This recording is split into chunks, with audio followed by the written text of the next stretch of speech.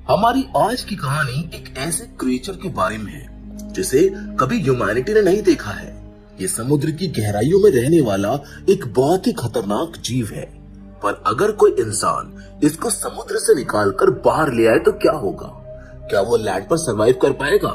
क्या वो हमारे लिए अच्छा होगा, या फिर ये आगाज है किसी आने वाली मुसीबत का? ये सब जानेंगे हम आज के इस कहानी में। इसलिए अब समय को और ना वेस्ट करते हुए चलिए स्टार्ट करते हैं इस इंटरेस्टिंग कहानी को। Hollywood silver screen presenting the creature below.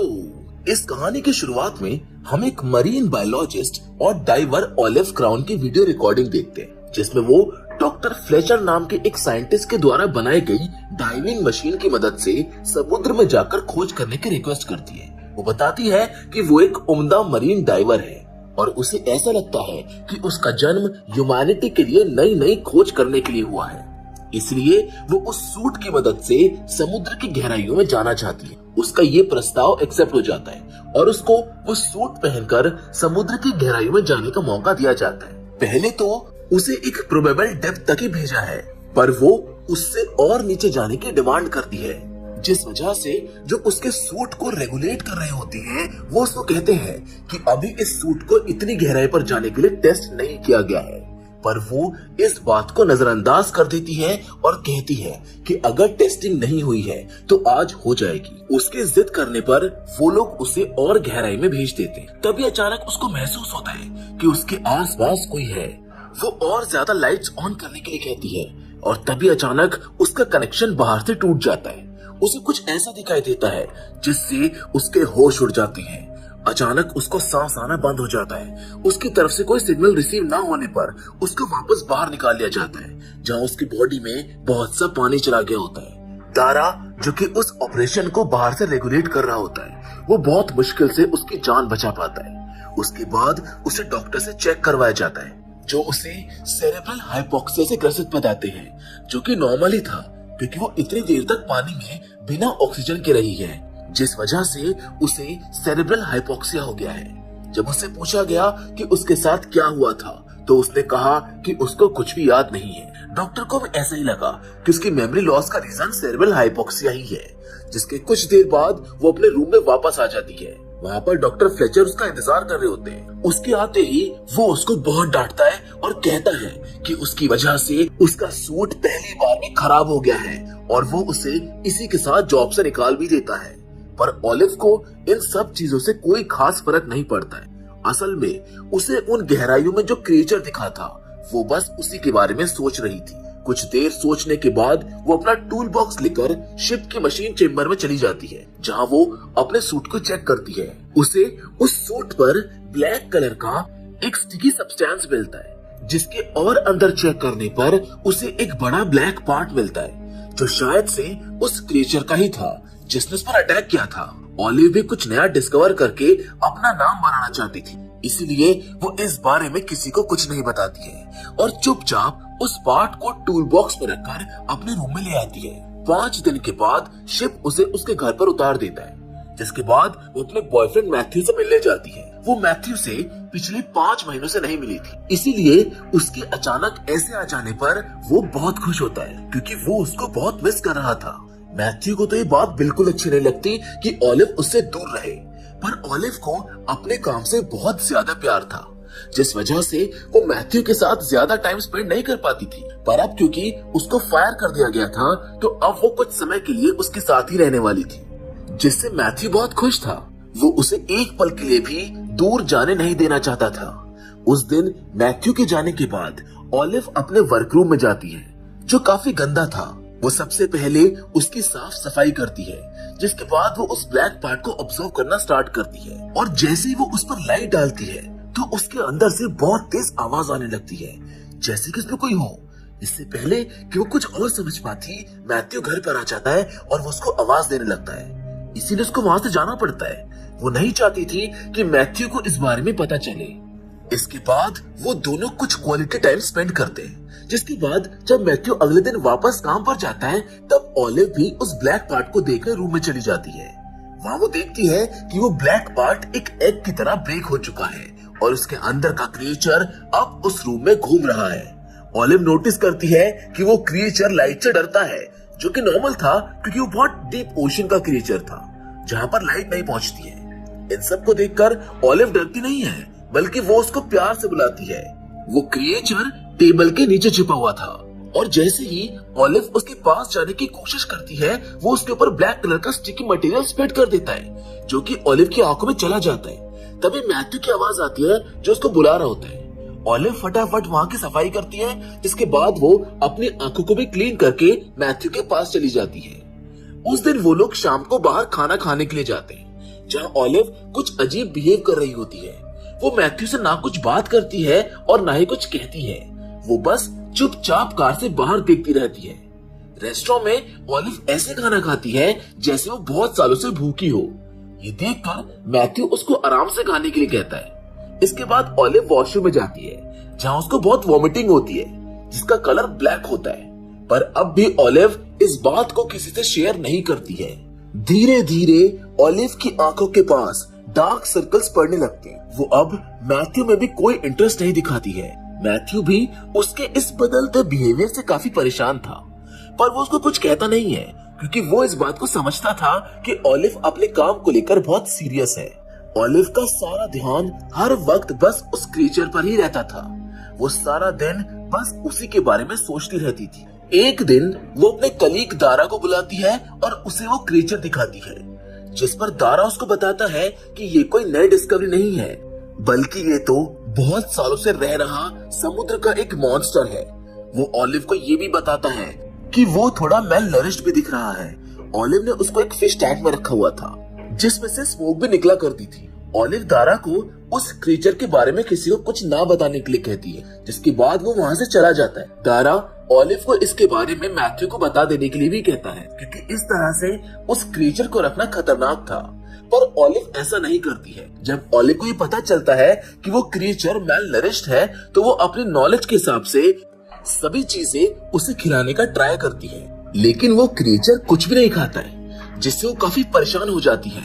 पर तभी एक फिश कट करते वक्त उसकी फिंगर कट जाती है, जिससे उसका ब्लड बाहर बहने लगता है। ब्लड देखकर वो क्रिएचर फिश टैंक के अंदर से उसको पाने की कोशिश करता है। ये देखकर ऑलिव खुश हो जाती है और उस क्रिएचर को अपने खून के ड्रॉप्स पिलाती है। उस रात जब वो और मैथ्यू सो रहे होते हैं, तब अचानक ऑलिव को कुछ आवाज सुनाई देती है और वो उस रूम में जाती है, जिसके बाद वो उस क्रिएचर को उठा लेती है और उसको अपना ब्लड सक कराती है। ऑलिव धीरे धीरे उस क्रिएचर से ऑब्सेस्ड हो गई थी। अब उसको सही और गलत समझ में नहीं आ रहा था। वो बस उस क्रिएचर के साथ रहना चाहती थी। कुछ दिनों के बाद ऑलिव के सिस्टर एली उससे मिलने आती है। वो उसके और मैथ्यू के लिए बहुत सी वाइन लाई थी, जिससे वो सभी बैठकर एंजॉय कर रहे होते हैं। एली ने भी ऑलिव के चेंज्ड बिहेवियर को नोटिस कर लिया था, जिसके बाद उसने ऑलिव से उसके और मैथ्यू के रिलेशनशिप के बारे में पूछा, जिस पर ऑलिव ने कहा कि 5 महीनों में चीजें काफी बदल गई हैं। ऑलिव नोटिस करती है कि मैथ्यू और उसके सिस्टर एक दूसरे के कंपनी को ज्यादा एंजॉय कर रहे हैं, जो बात उसे कुछ खास पसंद नहीं आती है। जिसके अगले दिन उसे डॉक्टर फ्लेचर का कॉल आता है, जो उसको बोलते हैं कि उसने जो भी सामान उसके शिप से चुराया है वो उसको वापस कर दे, क्योंकि ये ऑपरेशन उसने करवाया है, इसलिए उससे रिलेटेड सभी चीजों पर उसका हक है। अगर उसने उसे वो वापस नहीं किए तो वो लॉयर्स की एक टीम को उसके घर भेजकर उसको जेल भिजवा देगा। ऑलिव समझ जाती है कि दारा ने ही उस क्रिएचर के बारे में डॉक्टर फ्लेचर को बताया है। जब एली से पूछती है कि क्या कोई प्रॉब्लम है, तो वो उससे गलत तरीके से बात करती है, जिस पर वो नाराज होकर वहां से चली जाती है। ये देखकर मैथ्यू भी उसके पीछे जाता है। आगे ऑलिव देखती है कि वो क्रिएचर फिर से भूखा हो गया है। तभी उसके माइंड में एक प्लान आता है, जिसके बाद वो सुपरमार्केट जाती है और वहां से बहुत सारा मीट ले आती है। अब ऑलिव की आंखों में भी लाइट से प्रॉब्लम होने लगी थी, इसीलिए वो सब जगह ब्लैक ग्लासेस पहनकर ही जाती थी। जब वो उस क्रिएचर को खिलाने की कोशिश करती है तो उसको नहीं खाता है। असल में उस क्रिएचर को फ्रेश ह्यूमन ब्लड और मीट ही चाहिए था। तभी वहां पर डॉक्टर फ्लेचर आ जाते हैं, जो उस क्रिएचर को देखकर उसको अपने साथ ले जाने की कोशिश करता है। वो ऑलिव को ये भी बताता है कि उसके साथ रहना कितना खतरनाक है, पर उस क्रिएचर से अलग होने की बात ऑलिव बर्दाश्त नहीं कर पाती और डॉक्टर फ्लेचर के सर पर जोर से वार कर देती है, जिससे वो बुरी तरह से घायल हो जाती है। लेकिन इससे पहले कि वो कुछ कर पाता, ऑलिव उन्हें उस क्रीचर को खिला देती है। इसके बाद ऑलिव तुरंत वॉशरूम जाती है और उन सभी कपड़ों को उतार देती है जो उसने पहने हुए थे, क्योंकि उन पर डॉक्टर फ्लेचर का खून लगा हुआ था। वो वहां बैठकर रोती है क्योंकि उसने आज एक इंसान की जान ले ली थी। कहीं ना कहीं उसे इस बात का एहसास था कि वो गलत कर रही है, पर उसका खुद पर कोई कंट्रोल नहीं था। वो वापस जाकर उस रूम से पूरे ब्लड को साफ करती है और डॉक्टर फ्लेचर के कपड़े और बची हुई चीजों को समुद्र में फेंक देती है। अब सफाई करते वक्त उसको डॉक्टर फ्लेचर के लॉकर की की भी मिलती है, इसीलिए वो उस बोट पर वापस जाती है और वहाँ उस लॉकर में रखी फाइल्स को निकाल लेती है, जिसके बाद वो पूरे शिप को आग लगा देती है ताकि वहाँ पर कोई भी सुराग ना बच पाए।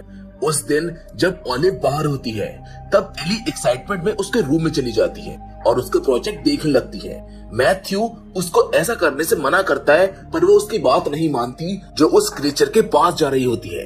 लेकिन तभी वहाँ पर ऑलिव आ जाती है और उस पर गुस्सा करने लगती है, जिस पर एली उससे कहती है कि आखिर वो सारा दिन यहाँ पर क्या करती रहती है।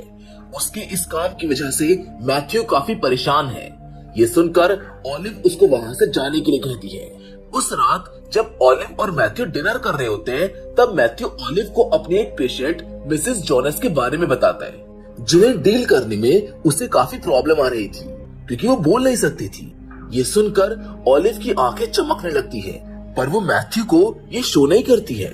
जिसके अगले दिन वो अपनी कार लेकर मैथ्यू के वर्किंग प्लेस पर जाती है और उसकी आईडी यूज करके वो मिसेस जोनस के पास जा पहुंचती है। वो उन्हें अपनी गाड़ी की बैक सीट पर रख लेती है। तभी मैथ्यू उसको वहाँ पर देख लेता है और उससे पूछता है कि वो वहाँ पर क्या कर रही है, जिस पर वो उसका आईडी कार्ड देते हुए कहती है कि वो उसको ये देने आई है। इसके बाद वो घर चली जाती है और मिसेस जोनस को भी डॉक्टर फ्लेचर की तरह ही उस क्रीचर को खिला देती है। ऑलिव की प्रॉब्लम सॉल्व हो चुकी थी क्योंकि अब उसको बस ऐसे लोगों को ढूंढना था जिन्हें वो उस क्रीचर को खिला सके। उस दिन जब वो बचा हुआ ब्लड रूम से साफ कर रही होती है तब बहुत सा ब्लड उसकी उंगलियों पर भी लग जाता है, जिसको देखकर वो उसको लिक करने लगती है। अब ऑलिव पूरी तरह से उस क्रिएचर से पजेस्ड हो चुकी थी और इसी के साथ उसकी इंसानियत भी अब पूरी तरह से खत्म हो गई थी।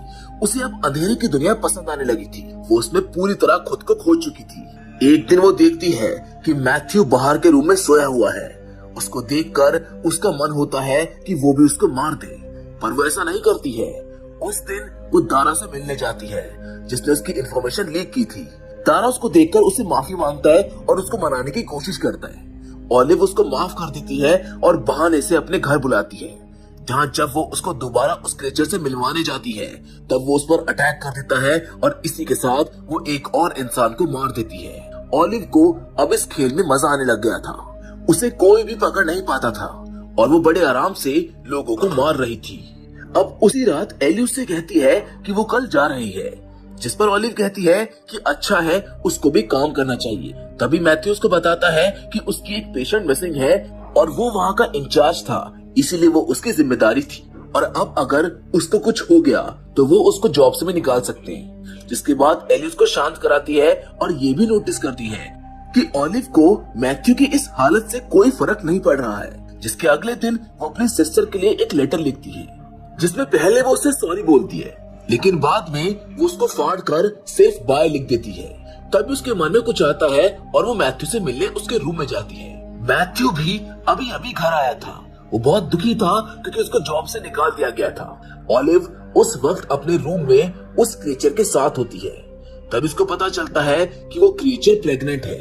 ये जानकर वो बहुत खुश होती है और एली और मैथ्यू को उसके बारे में बताने के लिए बाहर आती है, पर वो देखती है कि नीचे कोई नहीं है और उसके रूम से कुछ आवाजें आ रही हैं, जिससे वो गुस्से में अपने रूम की तरफ जाती है। वो देखती है कि मैथ्यू और एली एक दूसरे के साथ इंटीमेट हो रहे हैं, जिसके बाद वो एक टॉय से मैथ्यू को बेहोश कर देती है और एली को बालों से पकड़कर अपने रूम में ले आती है। वहाँ पर वो उसको एक बेल्ट से बांधकर खुद बाहर आ जाती है। एली अंदर से मदद के लिए चिल्लाने लगती है, पर ऑलिव उसकी बात नहीं सुनती है। तभी वो ऑलिव का टूल बॉक्स पैर पर मारती है, जिससे वो खुल जाता है और सारे टूल्स बाहर गिर जाते हैं। इसके बाद वो एक शार्प प्लेट को पैर से उठाने की कोशिश करती है, जिससे उसका पैर कट जाता है और बहुत सा खून बाहर निकलने लगता है। वो क्रिएचर दूर से एली को देख रहा था, पर एली को अभी उसके बारे में कुछ पता नहीं होता। तभी वो अपने पैर पर लगे घाव को एक कपड़े से बांध लेती है, जिससे उसका ब्लड रुक जाता है। इसके बाद वो उस बेल्ट को उस टूल से काटने की कोशिश करती है। तभी एली अपनी साइड में आते हुए उस क्रिएचर को देख लेती है और जोर जोर से चिल्लाने लगती है, लेकिन ऑलिव गेट को बाहर से बंद कर देती है। वहीं दूसरी ओर मैथ्यू को भी होश आ गया था, जो कि ऑलिव से एली के बारे में पूछता है। ऑलिव के कुछ ना कहने पर वो उसके रूम में जाने लगता है, पर ऑलिव उसको वहां जाने से मना कर देती है। तभी ऑलिव उससे पूछती है कि क्या उसको एली से प्यार है, जिस पर वो उसको हाँ कह देता है। जिसके बाद ऑलिव उसको रूम के अंदर धक्का दे देती है, जिससे वो वहां पर गिर जाता है और तभी वो क्रिएचर उसको अपनी तरफ खींच लेता है और उसको खा जाता है। एली ये सब देखकर जोर जोर से रोने लगती है। वहीं ऑलिव ये सब सोचकर जोर जोर से हंसती है, पर उसकी आंखों से आंसू आ रहे होते हैं। आज उसने अपने लवर की भी जान ले ली थी। वहीं एली अब भी उस बेल्ट को खोलने की कोशिश कर रही थी, जिसकी अगली सुबह ऑलिव स्केचेस बना रही होती है। तभी उसको कुछ आवाजें आने लगती है। वो ऊपर जाकर देखती है तो एली उन आवाजों को निकाल रही होती है। ऑलिव उसको शांत रहने के लिए कहती है, क्योंकि उसके क्रिएचर को रेस्ट करना था।